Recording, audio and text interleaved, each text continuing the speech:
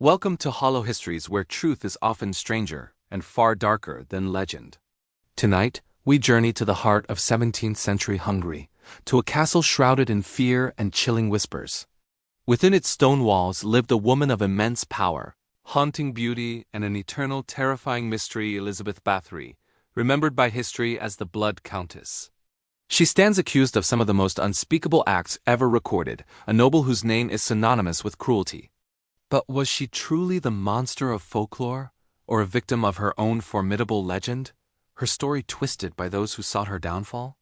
Join us as we unlock the gates of Lactis Castle and confront the shadows within. Elizabeth Báthory was born in 1560 into a world of almost unimaginable privilege. Her family was one of the most powerful and illustrious in the entire Kingdom of Hungary, possessing vast lands, immense wealth, and political influence that reached the highest echelons of society. From birth, she was surrounded by luxury. As a young woman, she was exceptionally well educated, a rarity for the time, fluent in multiple languages including Latin, German, and Greek. She was groomed not just for marriage, but for power. However, the world she inhabited was also one steeped in darkness and superstition. This was an era where the fear of witchcraft was rampant, where illness was often seen as a divine punishment or demonic curse, and where the line between medicine and magic was perilously thin.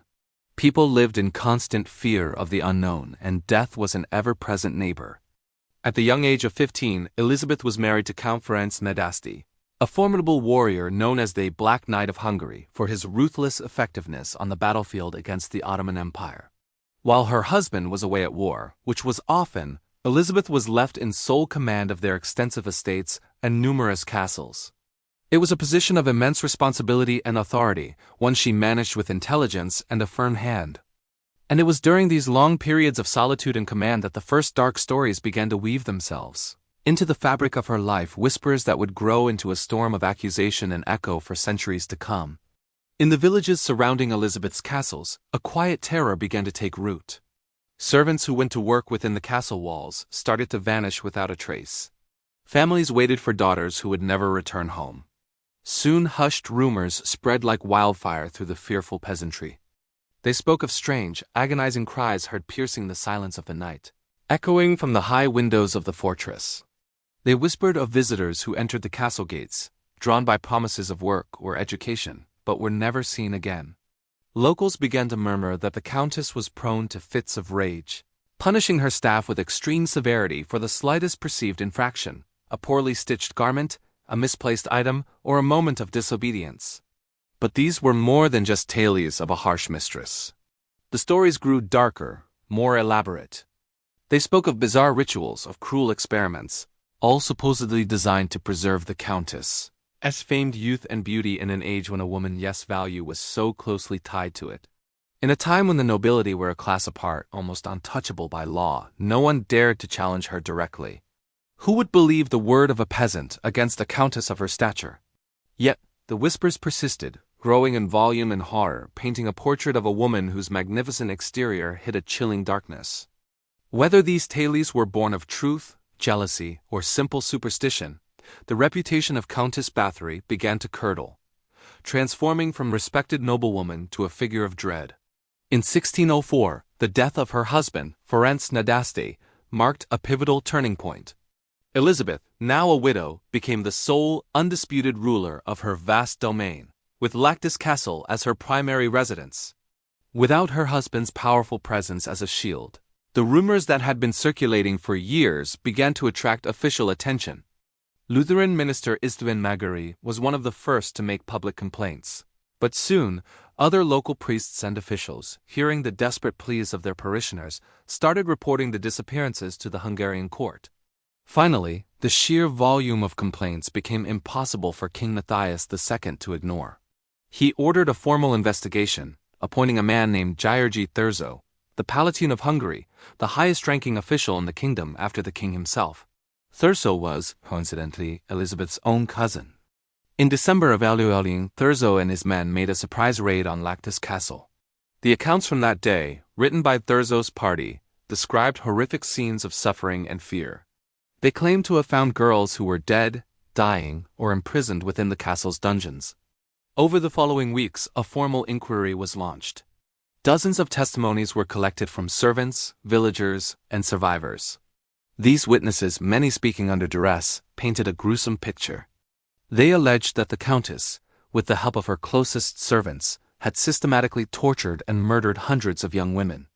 The victims were initially said to be local peasant girls, but later accusations included daughters of the lesser nobility who had been sent to the castle for education. Yet even with these sworn statements, the evidence remains tangled in a web of truth, hearsay, and potential political motives. Thurzo, as Palatine, stood to gain financially and politically from Báthory's downfall, and some modern historians question whether the investigation was a genuine pursuit of justice or a calculated move to seize her immense wealth and lands. Given her family's powerful name and status, Elizabeth Báthory was spared the indignity and horror of a public trial. To execute a member of one of Hungary's most prominent families would have sent shockwaves through the aristocracy. Her alleged accomplices, however, were not so fortunate. 4 of her most trusted servants were put on trial. Under intense interrogation and torture, they confessed to the crimes, their testimonies confirming and even embellishing the worst of the stories that had circulated for years. Their fates were swift and brutal. But what was to be done with the Countess herself?